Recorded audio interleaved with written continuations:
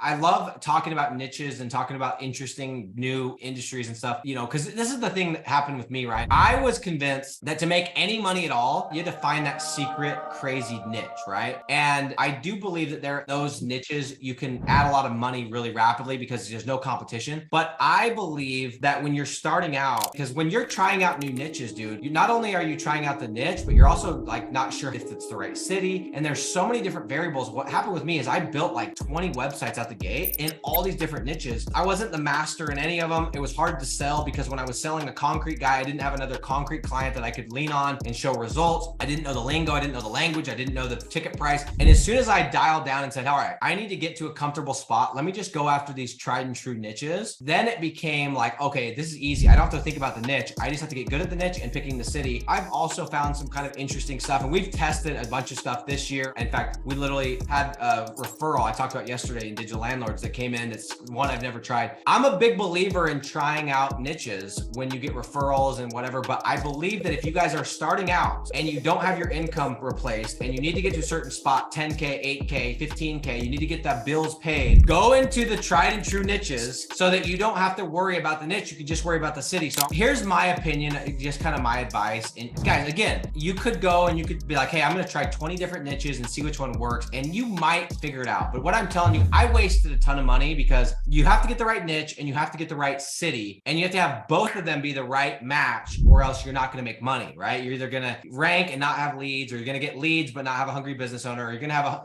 whatever. There's so many variables. So I'm like, just eliminate half the equation, go into tried and true niches and just focus on the city. My opinion is that, like for me, once you get to a comfortable spot, you can start taking some risks. But dude, some of the best weird niches that I found have come because I did good work for somebody in an ordinary, basic, regular old niche. And either it was another business that they owned, or it was a friend that had a weird thing, and they messaged me and said, hey, my buddy needs leads, right? And I'm like, shit. And hoping it's the same industry because that's what you're familiar with. And they send you this thing and they're like, this is the space I'm in. You start doing the homework and you go, well, it might work, but I'm not 100% certain. And so you go into that deal and you let them know up front, hey, I've never been in this niche. I know it should work on paper, but I just don't want you to I wanted you to know the risks. And you kind of go in with setting those expectations, and the business owner's super chill, and you go in and you find these amazing niches because there's no pressure. So I had a guy that was doing masonry, and I had a sales guy, and I was giving him an incentive. I said, hey, we need to get X amount of deals. I'm going to do it, give you this, whatever. And so he was calling all of our clients, trying to, upsell them that second, third, fourth, fifth money. And he calls me. I still remember I was golfing in Hurricane, Utah. It's Hurricane for anyone that's not from Utah. Hurricane, Utah. And trust me, guys, the wind blows in that city. And I get a call from my sales guy, and he goes, hey, I think I have a deal, but you need to call me because it's kind of a weird one. So I call him and I'm like, what's weird about it? He's like, well, it's the niche. And I'm like, what's the niche? He's like, well, it's cactus removal.